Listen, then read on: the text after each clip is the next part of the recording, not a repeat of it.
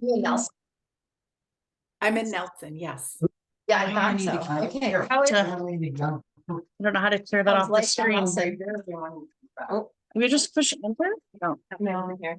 We're getting each one. Eric, before you go. Yeah. Oh, yeah. How do we get that off the screen? Where's, yeah, I don't, it's not there on there. I don't know where it is. Sorry, you have a big notification in front of your face. We're just trying to clear it off. Eric, honey. Oh, there she is. Maybe if you click on that. Yes. We have to clear this notification off. We don't know how to do it. Just press got it. Yeah, we can. Yeah, we're trying to do that. Yeah, you're on. You're on. He's got it set up. I'm extending the screen. You move the mouse to the right of the screen until it goes onto this screen. You're gonna do a lot of editing now, Teresa. What's that? A lot of editing now. Let's start over. Oh yeah, well, I'll just delete, no problem. Tell me when you're sort of kind of ready. Are we sort of kind of ready? Oh yeah, we're waiting for Callie now. I think she's run upstairs for a minute. Courtney. Okay. We said to start without her. Okay. Sure. Yeah. Well, it's nice to be here. Am I in Naomi's basement? You're in Kelly's basement. Kelly's basement. Excuse me. It's really nice to be here. And thank you for inviting me. I really appreciate that. It's kind of wild coming back to the group. It's been a while. Yeah, we missed you.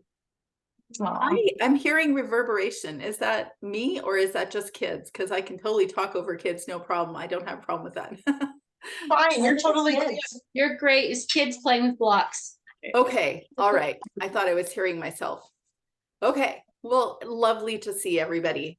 I love to chat about this specific topic because this is probably the biggest challenge that I've personally experienced in my homeschool. And not ironically, I lived where you are. I would call it an uphill battle that I was really experiencing for the first probably 3-4 years. I just didn't realize what I was dealing with. But the irony is that I lived on Battle Street in Canada. I know, I thought that was kind of clever, but it's actually true.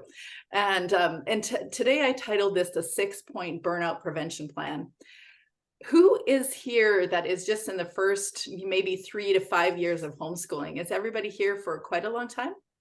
No, I've been home. Megan's only done it for a few years. I'm on year 3. Martina's only done it for a few years. Same with Kelly. Courtney's on 7. 7, sweet 7. Yeah.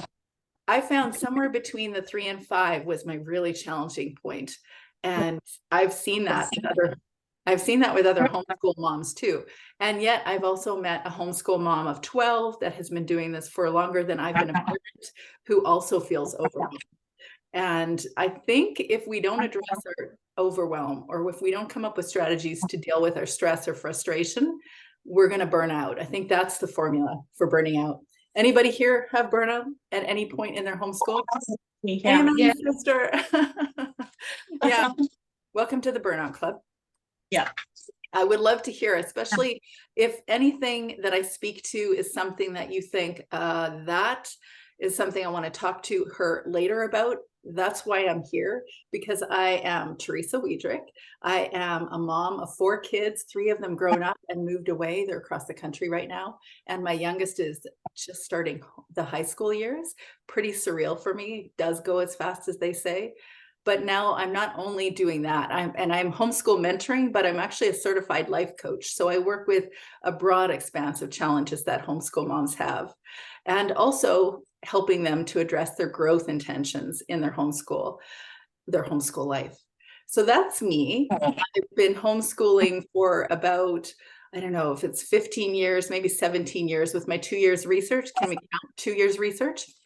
And 2 years research before I started. So I figured I was going to have it down perfectly. Anybody else? Really did. And I also was a maternity nurse before I even mothered. So I also thought I'd have mothering down perfectly. And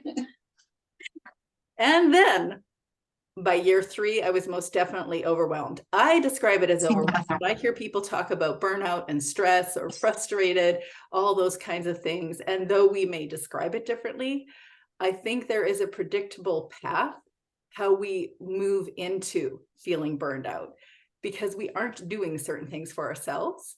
And we are most definitely not doing or taking an honest assessment of what's really going on.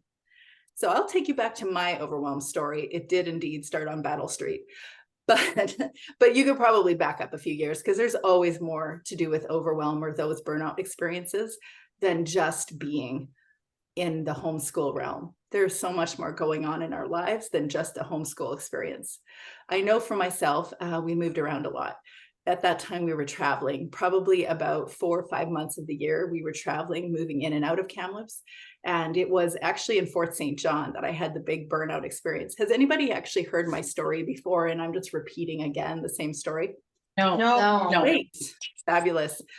It's in my book, which is blurry, but it's called Homeschool Mama Self-Care, Nurturing the Nurturer. And I speak about it all the time on my podcast because it was a really big moment.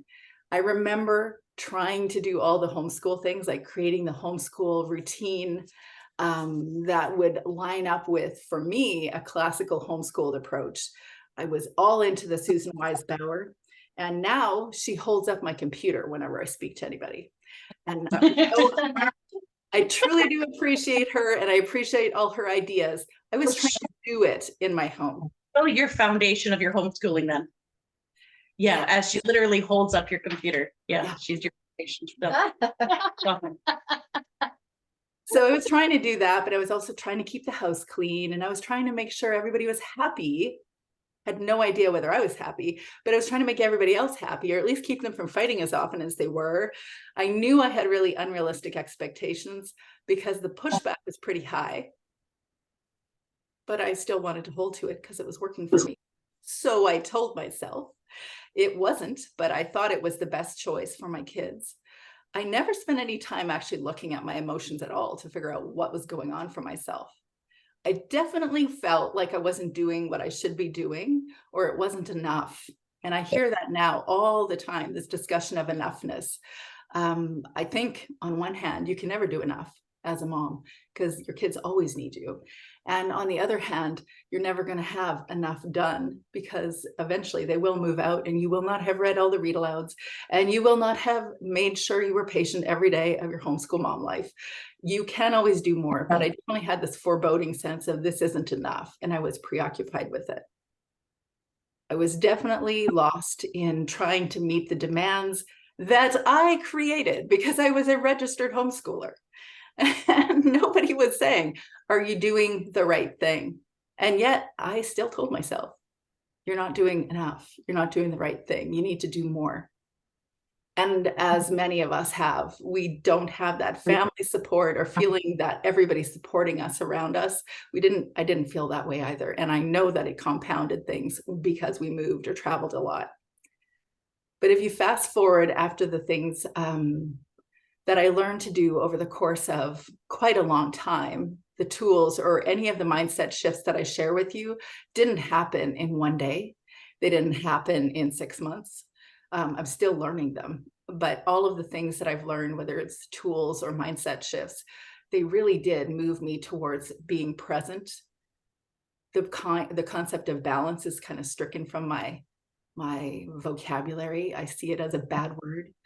And it really isn't a thing that we can accomplish, but we can be present to whatever we've chosen to do and really assess what we want to do. I know there's no perfect homeschool. There will never be enough. There will always be us in our growth journeys, learning what we need to learn. No. Turn it off. Sorry, my son just turned on the lights. Yeah. There's no perfect homeschool. There's us learning how to be present, responsive, not reactive. I've learned that there can be breathing space outside the homeschool mom role. I learned that you can actually feel supported in your homeschool and in your personal life. all of the things that I'm going to share with you today are not ironically the things that I'll be discussing in a group coaching program in the next few weeks. So if you're interested, let me know. But what I want to share with you today is, and I remember sharing, I think with Charlotte, that I was going to do a 6-point burnout prevention plan. Does anybody want a popcorn? If you're familiar with that concept, like throw out a few things that you already know. These are the things that you need to do in order to prevent burnout. Yes. Anybody have thoughts they want to share? Like Quiet time. Coming to life? Get enough sleep. Yeah. The baseline thing of all. Yes. Yeah. Sleep required. Therefore, when you have little kids, you need to bring them to the neighbors so you can sleep. Not really. But anybody else have any thoughts? Things that you've learned? Respite. Respites, yeah. Getting time away. Is that what you need? Getting time away? Exactly. Time with your husband, like date nights are Yeah. big for, Date anything. yeah, date anything. Yeah. Yes. Yeah. Sans Does that mean children. you can date anything, or does that mean that you can go out to afternoons? Okay. Just clarifying. Okay. Without the children. Always. Sometimes Yes, always. Although sometimes I get that sometimes there are scenarios you don't have a choice. I loved it when somebody suggested you could do a really cheap date night by going to Costco when they have those free kiosks and you can go snack around. It's cheap. So this is what I would suggest, is that and the things that I've learned anyways, to overcoming overwhelm or stress or frustration and really putting a plan into preventing burnout is you have to get clear on what's actually overwhelming. The beautiful thing about journaling, or the beautiful thing about talking to someone else that's willing to really listen to your heart and help you reflect back what's going on for you, is that you begin to clarify what's actually going on. There's so many kids and so many emotions and so many voices and so many activities and so many things on your planner list that, or a day timer, that it's hard to actually go inward and say, okay, what's actually going on? And sometimes it doesn't happen in one journaling session. It sometimes requires you to go back to a journal every morning for months, or to therapy, or to coaching, or to whatever, something, in order to get clear on what actually is going on. Whatever you're experiencing as emotions, I should not assume that you value emotions. I'll start with that one. I don't know if you've heard this concept about self-care being selfish. Is that something you've heard? Yes. Okay, let's just start there then. That discussion about that is, for me, as repeated as you guys probably hear the socialization discussion, the S question. And I hear that one, self-care, but isn't it selfish? And my thought is, yes, it absolutely is, if you are also not a human being mothering, except you're a human being, and that equates with human needs, and they have to be addressed. Not should they be, they do actually have to be optimally functioning.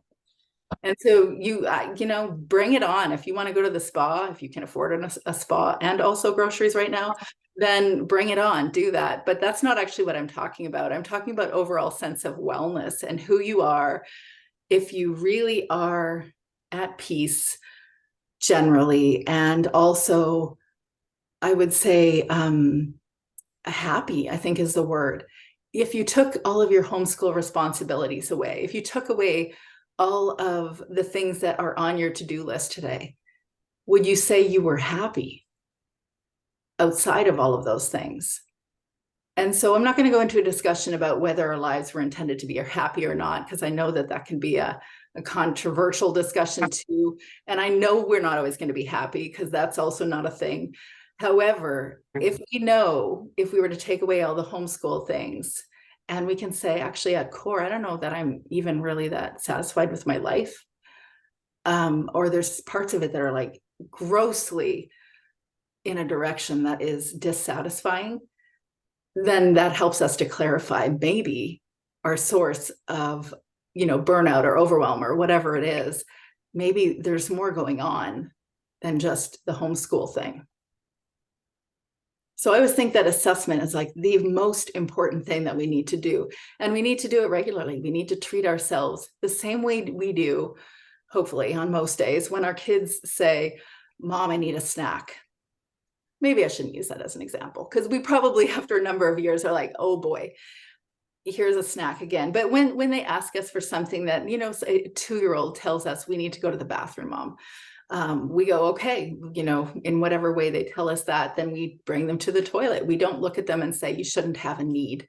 We just say, okay, I'm going to address your need. And I think we need to address ourselves that way too, to actually look at what's going on for us and ask ourselves, what are we really experiencing? So we can assess what the source of overwhelm or whatever big emotions are, the frustration, the stress, the burnout experience, we can assess it. And then we move into addressing the basic needs. And like you said, Charlotte, I mean, hands down, it's so not exciting to discuss. And yet we all know it if we're sleep deprived, like when we have babies or when we're in depression, or if we are having real marital issues or partnering relationship issues, or if we're perimenopausal. Anybody there? I am.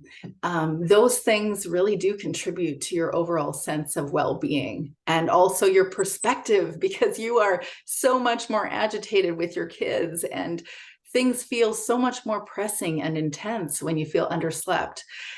And yet sometimes getting the sleep that we need really is difficult, and it really is impossible to maintain at an even keel your entire mothering journey. That's not possible.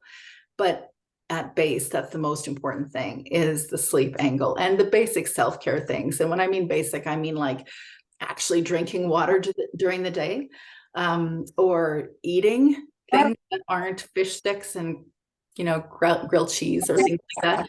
Nourishing your brain beyond your child's diet. So that's really important. I know that someone said respite. I call it me time or time away. And I don't mean the grocery store, because the grocery store is not fun. No, it's not even without kids. It is a place you are doing something. And yes, in the earlier years, it really does feel like I went to the grocery store alone, and it felt like I went on a Disney Carnival cruise or something. And yet it's not, it's not time away, really. Time away to, do whatever it is that you love to do before you were a mom. I was in the Starbucks over by the Winners. I don't know if that's still there. Every Wednesday night, that's where I was. I talk about Starbucks so much, you'd think I like it now. I don't, but somebody should pay me from Starbucks.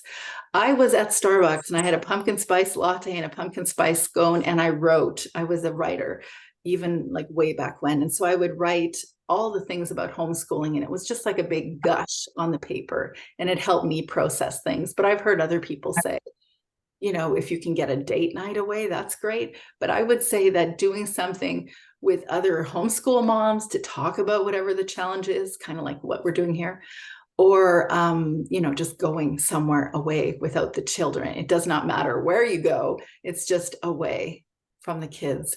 It's powerful stuff. And I don't know about you, my instinct is to feel guilty when I do that, because in the back of my head, I'm like, well, then I'm not available. Or get this one, because I'm sure a few people can relate, but my husband won't be able to attend to their needs like I can. And that is often true in the beginning, but you know how they learn? You leave them at home with the husband or the partner, so that they can learn how to engage the kids. And also they have a separate relationship with their other parent. So we have to honor that. But we need time away. And sometimes we exchange kids too.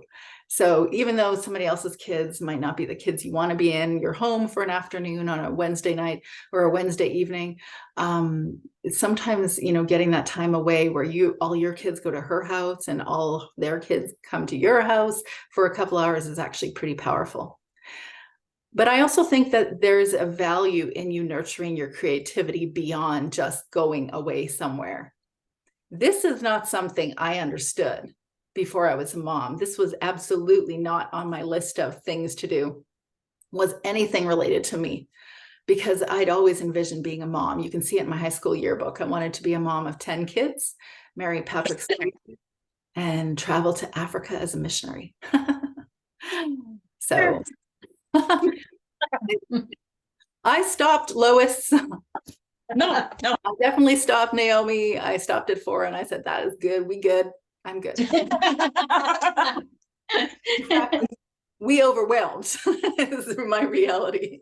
But I do think that at a certain point, we come to understand that we have curiosities or interests or things that are totally beyond being a mom. And that's not a bad thing. That is us just being ourself inside this role as homeschool mom or as mom. And that's a super important role. And by no means am I suggesting that the mom or the homeschool mom role isn't important, but there is someone there that will one day still be there when each of the kids graduate.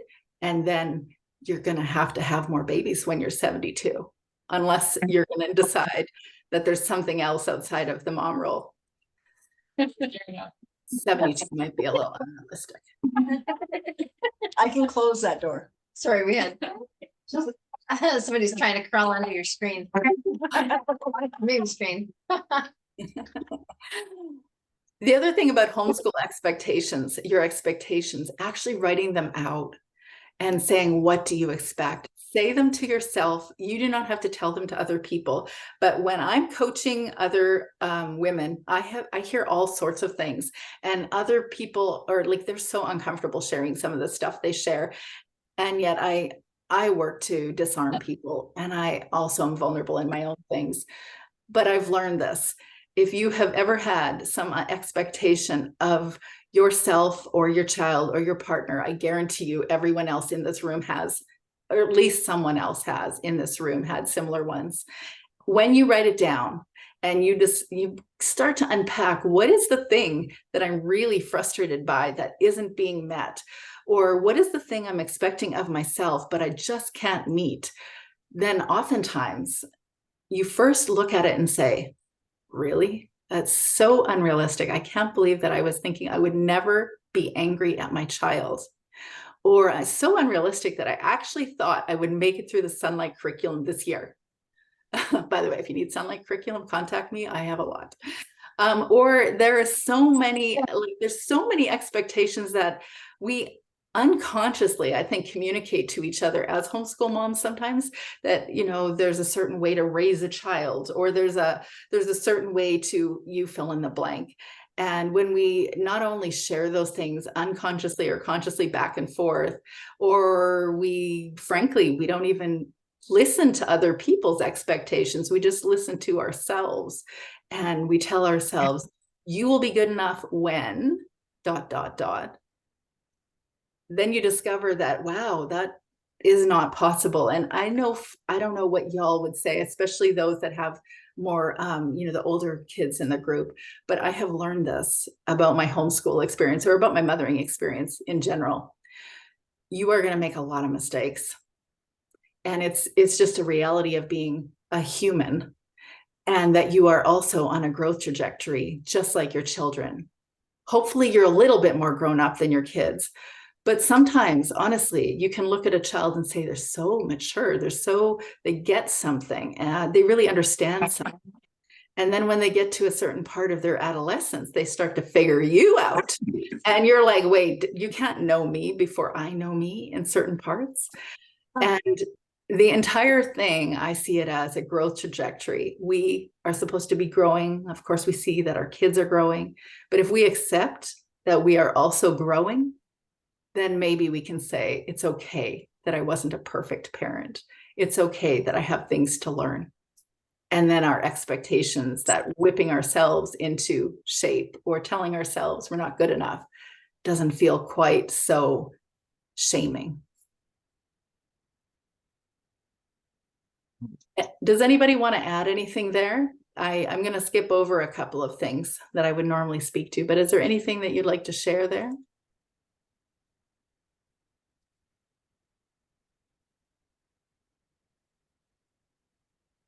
Yeah, I think it's a really good point you make up that we're growing and we need to forgive ourselves for not being perfect or not living up to our own expectations. And you know, that's being able to accept ourselves as flawed individuals, I think is really kind of Critical. yeah, it is really critical that we do that. Mhm. Has anybody raised a child here that is perfect? Oh, no, just kidding. Yeah, exactly. And I'm really highlighting the importance, especially when we're moms of younger kids, because I know before I was parenting, I was going to raise the perfect child. You're welcome. And then I discovered not so much. And that also was never the point. And we could go into details also about how you're also not going to be able to homeschool your kids without gaps. That's not a thing either. Gaps either in our own character or gaps in our kids learning. They'll all be present in our world. And sometimes we have to learn how to accept ourselves, or like you said, forgive ourselves. I think another element of, a burnout prevention plan is really addressing our relationships. And this one could become like a therapy session, really, but there are so many elements of how we engage relationships that are influencing both our satisfaction in our lives, but they're also deeply influencing how we are experiencing life, and therefore how we're showing up in our homes with our kids. It certainly makes us feel very insecure if we don't feel like we have someone on our side, or that's a genuine support, is an authentic support for us. And so I think it serves us to do an assessment of our relationships, the ones that are the most important ones. And the thing that I've learned, so the podcast episode I was recording is called, it's about how we learn from a book called Growing Yourself Up by Jenny Brown. And I've learned and continue to learn that, just like I was speaking, that growth trajectory that we're all on, we not only have to sign up for it, but we have to do it like a deep dive sometimes into exploring what is, or where are we at in our growth trajectory? What is it that we need to do in this season of our lives so that we can grow ourselves up? It's directly influencing our relationships. Obviously, it's influencing our overwhelm, because if you're having if you're having an argument with your partner and you're trying to just like, okay, dealing with that conflict while trying to deal with the kids in the homeschool room or whatever at the homeschool kitchen table, and you're more frustrated with them because something went wrong here with that person, and now you're over here trying to figure out this other thing. I think you know what I know, that first of all, that audience that you have in your marriage, it's very stressful for them. And it's also sapping you of energy. It's sapping you of a sense of really feeling like you're doing your life on your terms. And though it is very challenging, again, to dig deep into why is the relationship issue there, it requires that you have two people involved, that two people are interested in going in there and discussing that and trying to figure that out. When you do that, you're unraveling a really challenging energy dynamic in your home for your kids, for yourself. It will certainly increase your energy if you feel like you're on the same playing field with them, or that you're connected with your partner, you're supported by your partner. And it also is helping to show your kids how to do relationships. And if anything that I just said made you feel like, oh, I don't want to go here, this is hard, I know, I've been there, 100%, I've been there.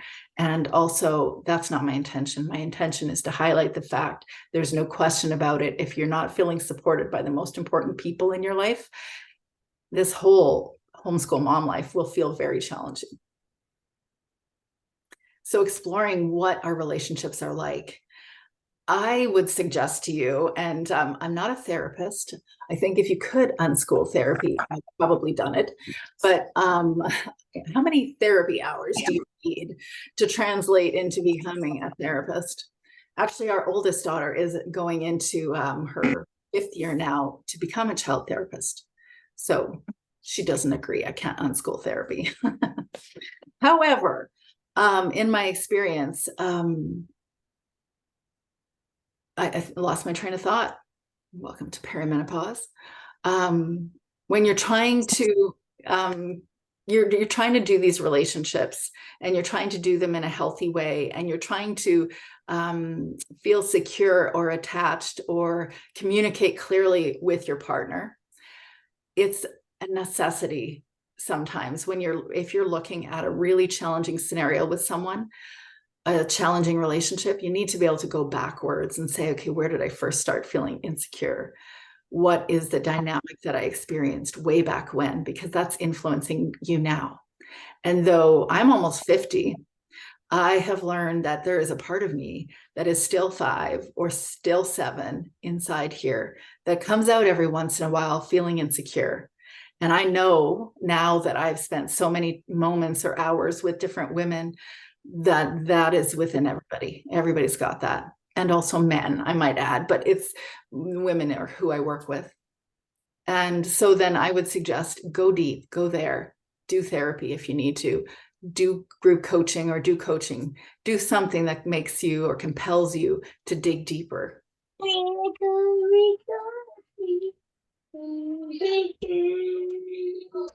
So sweet. I don't think I have enough of that. I just get caught up in the beautiful little cooing.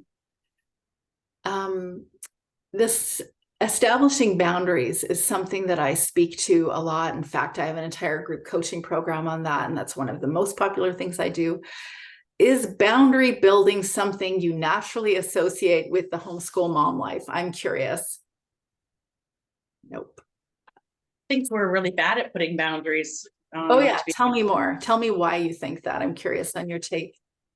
Well, number one, people that don't homeschool assume that because you're homeschooling, you're free all day long. So they impede on your time. And then, because we're nice Christian moms, we don't like to say no. Yeah. And so then that's the outside influence. And then, inside influence, just trying to, you want to do all the things for your kids. And they're like, oh, I want to be in this sport and this activity and this thing. And all of a sudden you're running around like a crazy person because you don't know how to know or to limit, or like, have 7 children and you feel really guilty that you didn't provide them a 1-child environment where they're fully catered to at every instance. And then you're like, well, you try to like replicate that, but times 7 because there's 7 of them now. And but maybe that's just me, but I totally how that goes. Yeah. Anyway, that's my thought. No, Edmund, we're all done with that now. You have enough in the bowl. That's popcorn, but it's not popped yet. Put it back in the box. Yeah, you have to finish the one bowl first. Early for sure, because I'm like definitely one that likes to sign up for everything. Probably that's like a common thing among homeschool moms too, because we did sign up for homeschool. You're worried about socialization. One of those ones that you want to fill the bucket. That's the right. Yeah, that's you totally right. Yeah. I don't struggle so much with the outside stuff, and I think it's because the boys were in regular school up until the pandemic. Right there again. And when everything shut down, like at that point, I was so busy. I've shared this. I was so busy that I had at least twice a week where I'm like outside taekwondo or outside speech therapy, and I'm like bawling my face off because I'm always late. I'm always feeling guilty. I'm always exhausted. I'm always resentful, and then I'm guilty that I'm resentful. Yeah, anyway. But yeah. The in the home thing is a little bit harder because I almost feel like taking on the assignment of homeschooling meant that I forfeited the right to have time to myself. Yeah. I forgot about that. I'm like, but God, I need my own time. I don't want to homeschool. So I kind of feel like, so I don't know how to reestablish that properly. Thank you for sharing that. Y'all just like checked off so many discussion points that I have about building boundaries. Especially the 3 realms that I hear most often is other people and your own internal world, like really how you're talking to yourself, or I don't know if you've heard the concept of self-compassion, but sometimes we are our worst enemies. We are doing the worst things to ourselves, like saying that, like, I am not giving each of my children what they need. The firstborn is always going to have the most. And then by the, the youngest, they're definitely not going to have as many extracurriculars. In fact, you forgot that you should sign them up for kindergarten, because literally my experience, because you're like, they're fine until someone says, is he registered? And you're like, no, right. No, he's not. And anyway, there's so many possibilities, or other people are asking you about, but what about socialization? Or Christmas comes and they're quizzing your child on their timetables, or you feel bad because you're not showing up on time, which, by the way, has totally been my experience as well. And then I think that is sometimes, for various reasons we do that, but sometimes that's a self-defeating thing. We feel shame because we didn't do the thing. We probably should have done the thing, but why weren't we doing the thing? And all of that stuff, I think, is a boundary discussion. Internal boundaries, external boundaries. So imagine what it would be like to have that rendered and not care what other people think. Like, not, I don't care what other people think. I mean, actually not notice when other people think different things, or not notice that your mother-in-law is calling at 3 o'clock, or let's say noon, 3 o'clock. You should be done homeschooling anyway. Just, you heard it from me. But anyway, at noon, somewhere around then, and she keeps calling, but you're not noticing because you're like, well, eventually she'll learn to call me after whatever o'clock, and not actually caring, not actually noticing. Also attending to the things that will make you feel like you did the things that were the right things, and then rendering the unrealistic expectations about 7 kids having all the extracurriculars, as though any of us can afford that. And really owning our choices, both with other people, confidently, peacefully, and also owning it within ourselves and feeling like you're good enough. That's a common conversation point I have. And besides the relational boundaries, sometimes there are big boundary challenges that we're having with a partner or with a family member that needs to be addressed, and also means that yourself, your person, needs to be bolstered inside. You need to get confident about who you are and why you're here on the planet, not just as a homeschool mom, and what your purpose is. So you're clear and you're not floundering all the time. Should I be doing this? Does he want me to do that? Does she want me to do that? But you just know why you're here. You're clear. You're certain. Learning to exist alongside others, coming up with a plan to address the challenges that come up. I mean, ladies, I am not where everybody is at anymore. I've got one kiddo at home who's super self-sufficient, and it does feel like it happened really fast, even though it didn't. But the time where there were always people touching me, which I even see happening. Of course, it's beautiful on one hand, but over the course of time, it feels tiring. It feels like, okay, I just want to be in a locked room by myself and not listen to anything, and not touch and not be asked anything. I don't want to hear the kids fighting again. I don't want to have to, like, okay, why isn't my kid doing what I wanted them to do? Or why aren't they getting, 5 pages done instead of the 2 pages they did and then they just left? All those things feel overwhelming at a certain point. We need to get clear on what it is that we want in how we relate to each other. Write it down for ourselves. It can change. It will change. We might not agree with what we think 10 years later. That would be me. I've written so much stuff online that I'm like, I don't even agree with myself. I have to change that. But as moms, we change our minds on how we are going to relate to each other.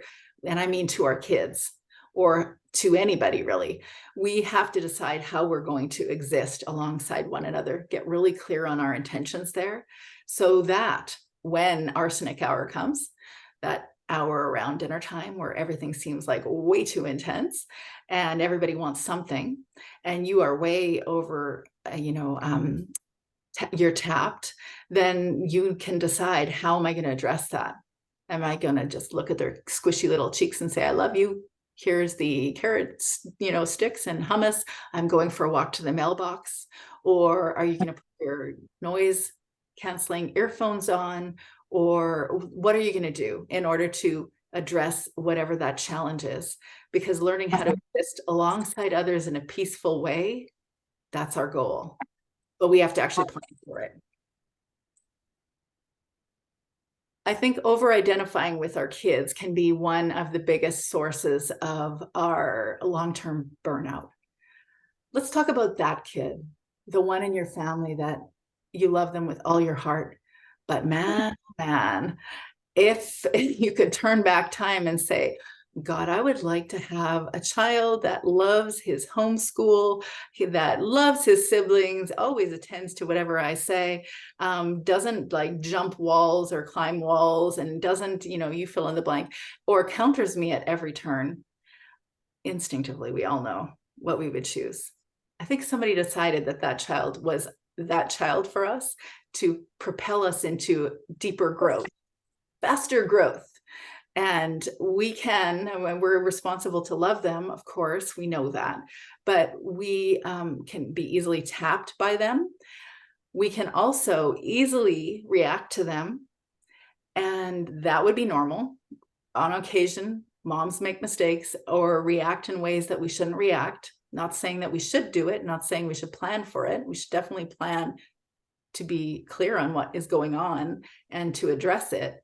However, sometimes we take internal responsibility for what's going on with that child. And we say, well, if I only had diapered them with Huggies instead of Pampers, or if I had only potty trained them at 7 instead of 1.5, or if I had only breastfed instead of bottle fed, or you fill in the blanks. I'm being absurd for, hopefully it's understood. It doesn't matter how you choose to do something. Sometimes those kids come into the world the way they are, and you are able to influence that, of course. However, taking on all the responsibility for a child that may have gone rogue for a season actually makes you feel more guilty and more overwhelmed. Does anybody have any thoughts? Anybody relate to anything? I sure do with my kids, especially one, who's just totally turned his back on God, says he's an atheist. For a huge season, he was always causing problems in our home, trying to proselytize his siblings, and I would wake up 1, 2 in the morning and I couldn't sleep because I just kept thinking and feeling like it was my fault. Yeah. And how have you come to understand the scenario now? I'm assuming that's not last week, or maybe it is. No. It's free will. I think you could do your best. But sometimes your best isn't enough.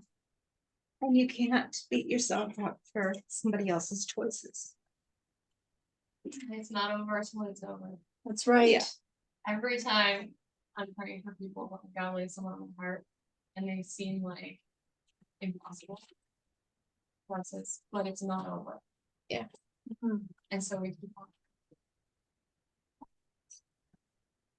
Yeah, it's hard. It's hard to see that. And at the same time, like, I don't know if you came through the Psychology 101 classes where we were talking about nurture versus nature.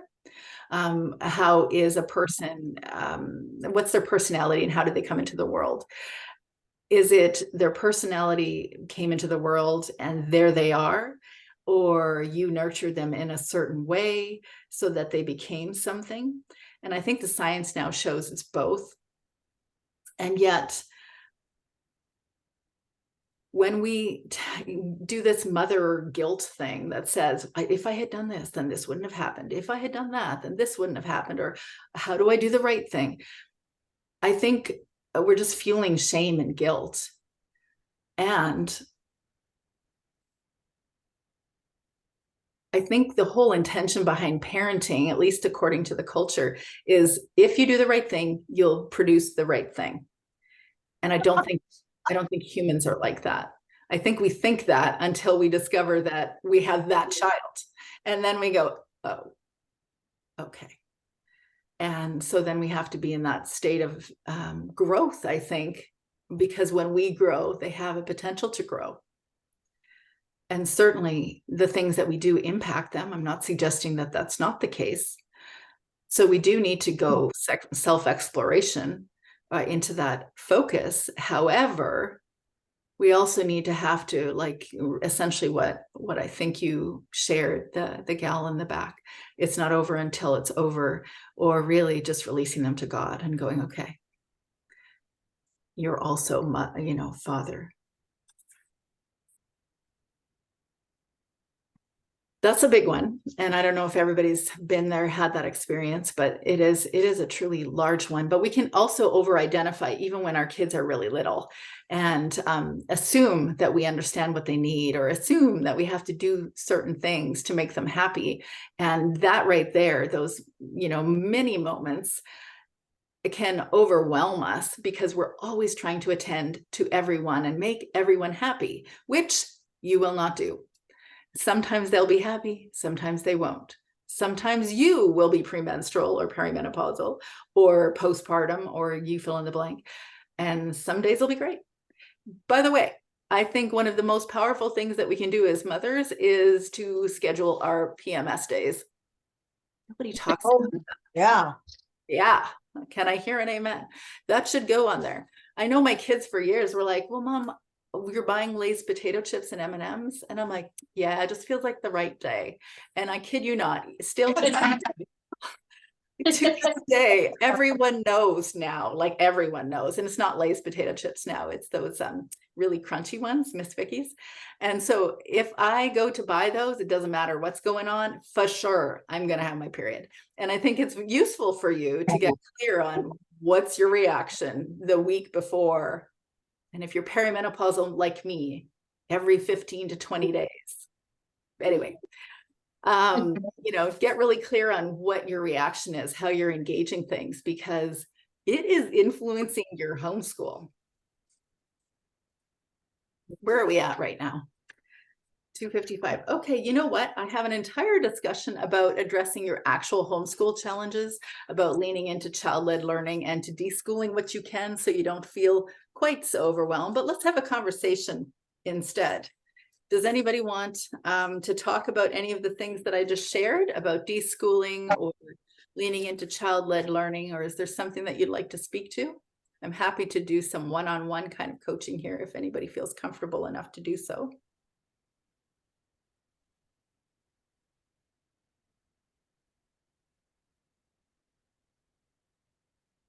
What are some strategies for, like, just kind of like to kind of make yourself a bit more like calm during the day, or like to kind of center yourself? Like, what are some strategies you can kind of do to kind of keep your head and keep your cool and not be flustered and overwhelmed with the chaos?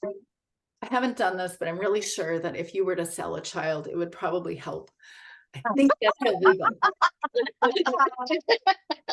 I didn't recommend it. I just said maybe. But I used to threaten my kids. I can get 50 cents a pound from you. what I do say is, if you've got a device of some sort, set an alarm and type in breathe on the possibly most challenging hour of the day. I do it at 11 a.m., which, I mean, obviously now that I'm not in the full homeschool family mode, it's not actually that stressful, but it's a practice for me. It used to be 11 a.m. Pacific Standard Time. I'm talking to people all over the world, so that just rolls off my mouth. 11 a.m. every Monday morning. Monday morning, when we were gonna get that, classical homeschooling schedule that I had down, full color coded, 3 read alouds a day, you name it, we fit it in. I mean, I came home from homeschool co-op on Fridays and we still homeschooled. So I was hardcore, and this was the way we were going to do it. And so anyways, by 11 a.m. on a Monday morning, I was ready to So at that moment, I think it's really important to build in what I call a mindful moment, which really just means when the phone dings with that breathe that I write breathe, then I stop and I just slowly take a deep breath. In fact, I invite you to do that right now. Just slowly take a deep breath. And notice what you're feeling right now. You don't have to share it, so I'm not going to ask, but notice what you're feeling or where you're feeling what you're feeling right now. There's something that's been going on today before we met together, and it brought up really big emotions for you. Maybe. So just think back to that moment when you had a really big emotional experience today, or the thing that's preoccupied you most of the day.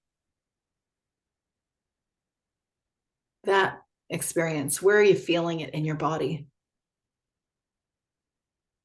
Can you take another deep breath and breathe into wherever you're feeling it?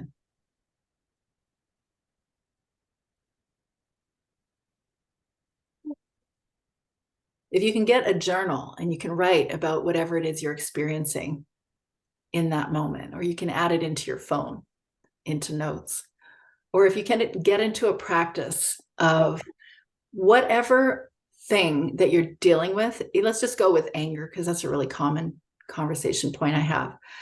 But if you're having explosive moments, the key is to actually isolate it and say, okay, I'm writing this down. I'm going to grab a journal, and every single time this happens, I'm going to write down, who is this thing happening with? How do I react? What's the reaction that I'm putting out here? What was it that they said? And what was it that I was thinking it meant as I heard them say something? Spending probably a few months doing that, maybe a few weeks if you're lucky, but over the course of time, it'll become clear that the thing is, the real issue that you're challenged by is a certain thing, a particular thing. It is useful to have an accountability partner in that, because there's something very useful about having an objective person reflect back to you what you're feeling or thinking. I have myself had so many experiences where I have shared things about what's going on with me. And when I say it out loud, I think, oh my goodness, I can't believe I just said that. That is so goofy.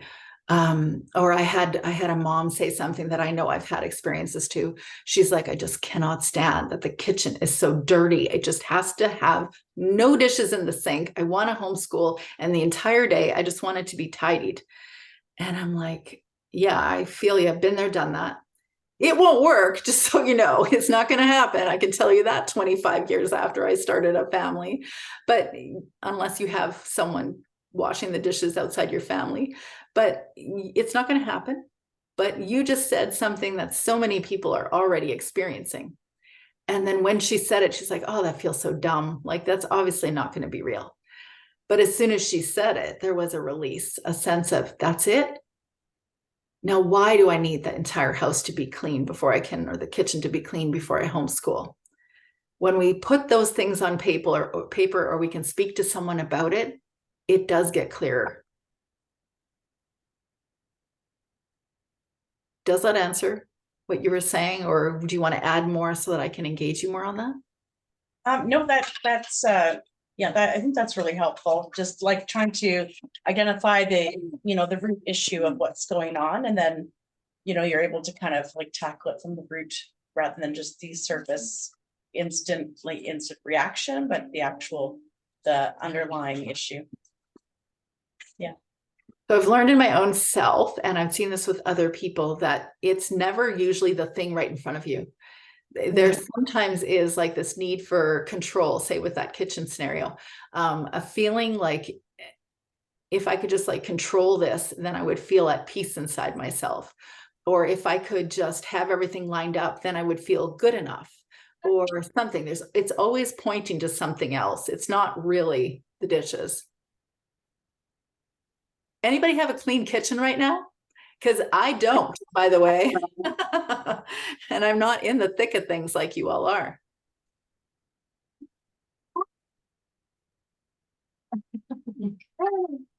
Find it Right. out. What's that? Edmund's offering you popcorn. I would love that. That would be. You have kettle cooked popcorn? That's my favorite. I think it's microwave, but you know, it's close. Okay. That's good. No, The other thing, were you gonna say something? Oh, it's fine. Edmund, come away from the screen. Yeah, that's it. The other thing I was going to share with you then is that when we lean into deschooling practices, are you familiar with the concept of deschooling? Has anybody heard that? I heard of unschooling, and I think that's something totally different, right? Okay. All right. You're right. It's not the same thing. So I don't know if anybody can actually officially explain the concept of deschooling, because so many people have different explanations on what that is or definitions on what it is. But when I speak about deschooling, I'm not saying you should unschool. I am in support of however it works for you. It just whatever works for you and for your kids. However you decide an education should be for your family. Does anyone know what the root word of education is? This I find very interesting. Wow. So I did Latin in my early homeschool days, and actually Hannah has been doing Latin in university. So I've learned that I did a lot of Latin teaching wrong. This is some of the stuff that you get when you have kids that grow up and they're like, I don't think you did that right. But so anyways, I learned that the root word for education is educato, and it means to raise up. And I find that interesting. The word education, the root is to raise up. And then I ask myself, to raise up what? Like, what are we raising up? We're raising up a child, a specific child. We're not raising up 25 children. Well, almost, but not quite, right, Lois? But we're not. I'm looking at Lois. Are you trying to compete for Lois's number, anyone? Hold on. So what I've learned is that you're raising up your specific child. And if y'all know anything about your unique children, they are different and they are here on the planet for different reasons. So raise them up in the way that they were meant to go. I'm going to put the emphasis differently in that verse and say the way they were meant to go, because they aren't all supposed to have the same education or be the same people. And we know that. And as we move into homeschool years, no matter how you homeschool, you lean into things that work. And that work with a specific child and that work for you, that makes sense for you about what an education is. Most people, by the time they're, I don't know, 7 years, I'm going to throw that out there, declare themselves as eclectic homeschoolers. Because we just take this and a little bit of that, and a little bit of that, and we put it together and we call it our homeschool, our unique eclectic homeschool, because it serves our specific kids. And so I encourage you to lean in to child-led practices, not because I want to, tell you that there's one right way to do it, because I actually don't think there is. And yet I think there is some ways to do it that will make you miserable, that really won't educate your kids or raise up your kids to be who they were meant to be, or even to accomplish certain learning approaches or little learning tidbits that we could actually get to learning certain things without doing it certain ways, just because we determined that those ways were the right ways. So lean into child-led learning. And deschool really just means to come out of the way, get out of the way of the schooled mindsets. Don't assume that whatever is a schooled mindset needs to be in your home.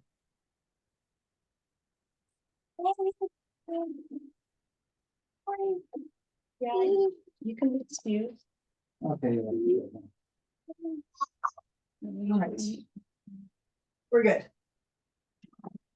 So it was a pleasure to chat with all of you, but I would love to hear if you have any other thoughts, and I'll leave it there. Any other discussion points or things that you're curious about?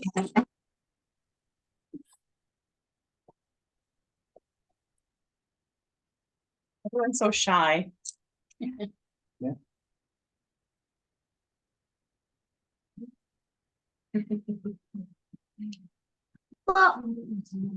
So when you say D-school, were you like registered all the way through grade 12 with your children, or did you do the distance ed? Yeah, I was registered. Yeah, you know what? I was part of BCHEA. If you're anyone familiar with that, the Advocacy Association for Registered Homeschoolers, during the time that we were meeting in Victoria with the education, province of education. And very interesting that, what was it, April of 2020, May of 2020 or something, then they come down with all these like, you know, funding or defunding practices for the enrolled learners. Now it's all distance learning. But I learned a lot about how registered homeschooling is received in the province. I actually learned that there's a lot of schooled administrators that think like I do in the very, what is an education for, like very, I don't know what you'd call it, but very free-flowing, freedom-oriented way of thinking about education. And yet, that obviously is not the way the school system works. I right away, as soon as I entered homeschooling, my intention was freedom. And so I guess the distance learning concept, or the, is it called online learning now? It really didn't seem to fit what I was doing. It didn't seem to flow with why I was doing homeschooling. Feels like in the last couple of years, being enrolled just ramped up. Like, Yeah. when I started, this is my first year not enrolling, and it's our 7th year. Like my last year, I just felt like we couldn't keep up. Here. And just like, how can we not keep up? Like, our friends who are in conventional education are not doing what we're doing, you know. But there's a lot more being asked of us, and it just kept increasing until the point where I was like, well, let's just take a year and register. And then, yeah, it's completely changed our house. Yeah. Yeah. Way more. Yeah, because before I would be spending most of my time facilitating between recording and, you know, and it just was like overtaking. Whereas now we just spend more time. I felt, oddly enough, I felt like I didn't spend very much time actually with my kids. I felt like I spent all of my time answering. And that's not like a universal experience. It's just kind of like where we're at. And I had a really great teacher who would help me get around the time.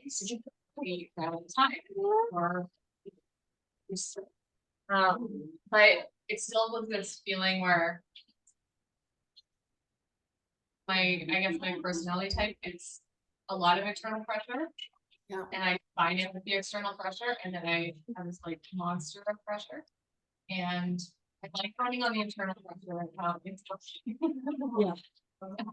So the internal pressure is there because of someone else facilitating it, or is it because of your expectations of education for your children? Well, I guess pressure might be the wrong word. I should say motivation. So Yeah. motivation in a good place where we're feeling motivated and we're enjoying school. Yeah. And also it helps because I can do my children's lessons more together. I'm not having two separate experiences, two separate situations. Nothing could be combined, which meant I did one kid in the morning and one kid in the afternoon, and then I spent all night doing reports and trying to get our stuff together. And it was like, the good thing I don't have any more kids, because it's all like we're still young enough that I don't have to have that. Like, I'm not prepping for college. Sort of my opportunity. Yeah. You know? Yeah. And just managing that right there, like getting clear on what's your intention for your child's education, then you decide how to go about doing that. owning it, and just saying this is the reason. And for various reasons, people pick and choose both paths. For me, I mean, the other day I was at the hospital barbecue and I was talking about deschooling publicly, and all of a sudden everybody's ears just went, what the heck is she talking about? And then I realized, oh, right. I'm so accustomed to, I do this all the time. Like I'm 40 hours a week doing this. And so I just keep talking. And then I realize I'm talking with a bunch of school teachers, local school teachers, and they're all looking at me sideways. It's a weird way of thinking about education, but I know that because I remember how I saw the world beforehand. But now I see, what's the purpose of the education anyways? It's to raise up a specific child.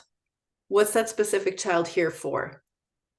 What's the entire life is about 80 years, if you're lucky, a healthy 80 years. What are you going to do in those 80 years?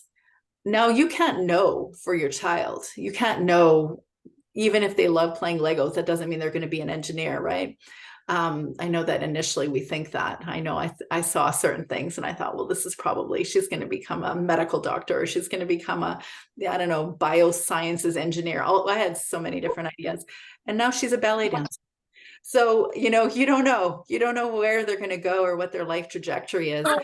But I think our goal is actually to equip one specific child, or 7, or 12 or 13, and how do I help them to grow up to become who they were meant to be?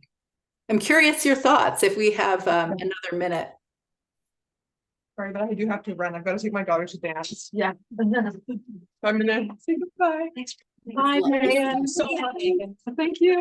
Yes. Thank you so much. Bye, Martina. Bye, thank you. If you need to close, I understand. That makes sense. Evan, put your hands on your pants. I don't think we all have to rush right away. I think it's just the 2, right? Yeah. Can you repeat your question again? Your experience of what the intention is of an education, a home education. When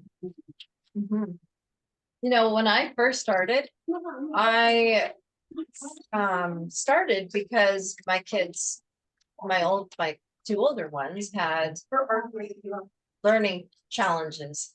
That's really why we came home. And I feel like my reasons, like even 2 years later, had totally switched. Yeah. Which is interesting. Yeah. I met a family last week from somewhere in the southern states who left homeschooling, was not expecting to homeschool this year, but this child was 9 or something, was threatened with a school shooting, and all the kids had seen it on Snapchat, and the school decided not to do anything other than give the child a 2-day suspension. The police were involved. They still didn't do anything other than a 2-day suspension, not even look into what was going on with the family.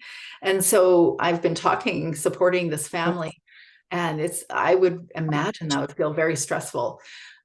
And she lives in a small town to top it off. So it would feel very stressful to leave all of that. It would feel very stressful to have had that kind of a threat, because it was a direct threat. And, I'm talking with her and saying, your reasons for homeschooling may be this now, but I'll bet that fast forward a dozen years, just like you said, it'll be so many other reasons. Like, what would you say your reasons are for homeschooling now? And there's so many, that I've just come up with. It's like so many blessings. Like, you can really get to know your kids. Yeah. It dawned on me one time, how much time you send your kids to school, how much time other people are spending influencing your kids. Yeah. Oh, so that's a huge thing. Mhm. The world view, you can really hone in on what they're interested in. I don't know. There's so many different things, and it's really, My kids were slipping through the cracks at school. It was really just a glorified babysitting service where my oldest was just staring out the window for 6 hours even. Right. Right. I even found when I was in high school, I begged my parents to homeschool me because I had a really hard time focusing. And I would do all my work when I came home. I just could not focus on the teacher talking. I didn't get anything done. Felt like most of it. Mhm.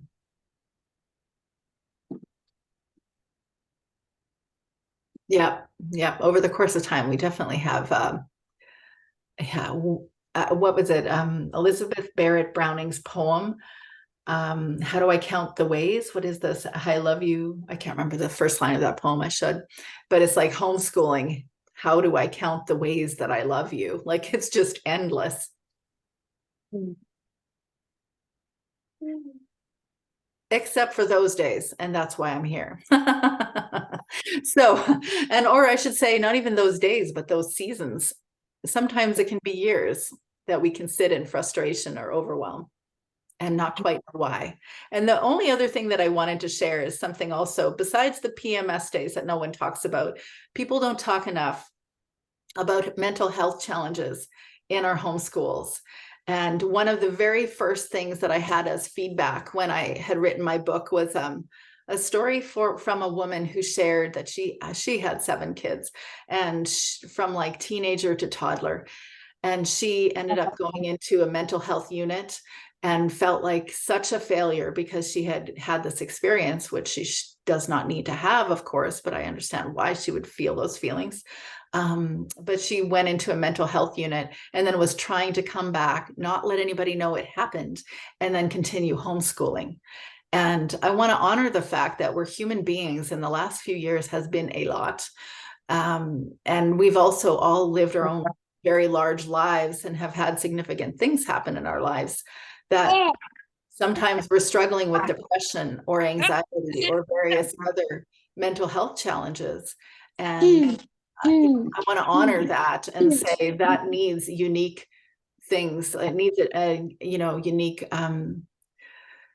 help or support. And trying to do homeschooling while you're experiencing those things is truly a recipe for overwhelm, unquestionably.